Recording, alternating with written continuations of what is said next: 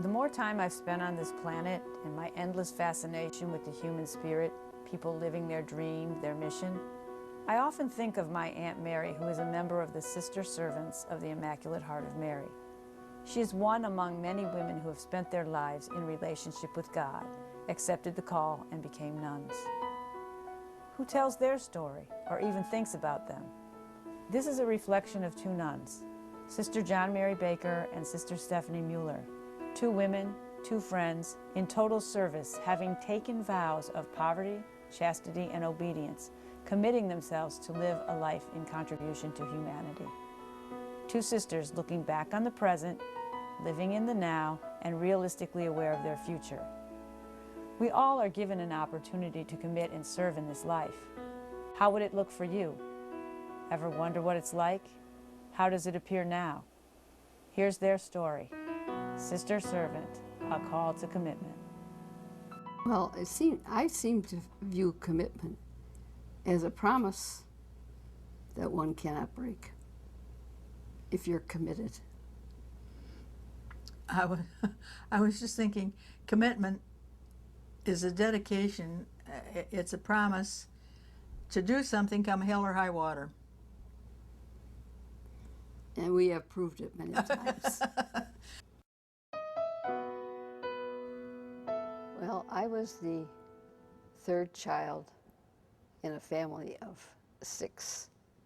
And my mother also raised a boy cousin. So I was raised with 5 boys, which I think probably helped me since in most of my teaching career, I was teaching boys. I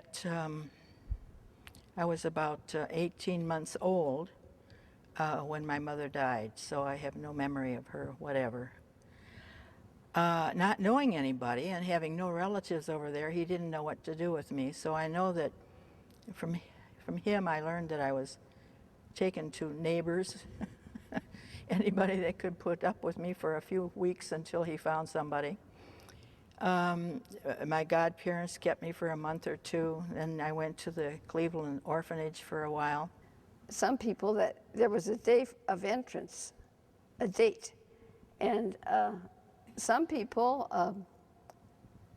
lasted 2 months, some lasted 5 months. A few left just before we were going to take the next step. As a young kid, I never wanted to be a nun. I was going to be a teacher and have a red convertible. That was the dream. A red convertible and me teaching and going down the street. I got some boys and said, see if you can find some saws around your house.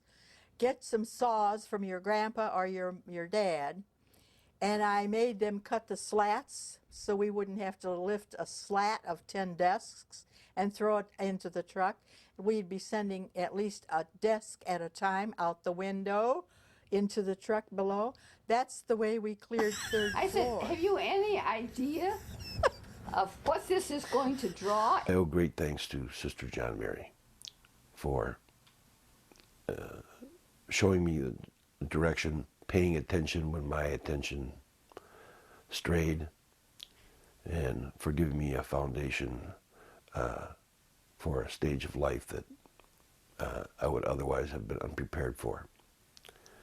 I thank her, and I thank all the women who dedicated their lives to other people's children and who deserve our thanks for as long as they are on this earth. Thank you. I was going to be a teacher and have a red convertible. That was the dream. A red convertible and me teaching and going down the street.